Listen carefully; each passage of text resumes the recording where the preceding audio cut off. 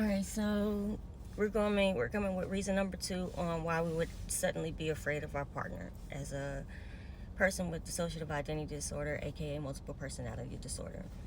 So when you have DID, you have different states of different states of identity, or what you would call alters. And these alters have their own life experiences, their own memories, their own thoughts, and their own emotions, their own belief systems. So when an alter becomes in control, the their thoughts, feelings, and behaviors and emotions, or even if they're in the background, their influence is on you.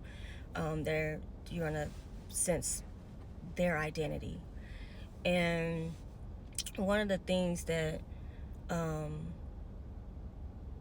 could happen is if we switch into an alter that holds fear or trauma, who's constantly in that fear trauma state, we can suddenly become afraid of our partner just over things that we would normally not be afraid of. So like if we were, like an example would be, let's say you are my partner, we're riding in a car, and I'm laughing, we're talking, we're listening to the radio, enjoying the ride. And then all of a sudden I switch into one of these trauma fearful parts, and now I am closed up. I'm short with responses.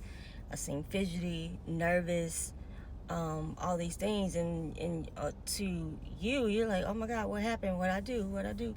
But really, technically, you didn't do anything. We just, whatever triggered, as I said in the first video, whatever triggered that trauma part out,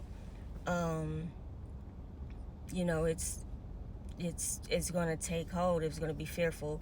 So like even with the way that we communicate could be confusing, because you may say something to me, oh, you crazy, you silly girl, and all of a sudden it's like, oh yeah, I ain't paying attention to you, that stuff is crazy.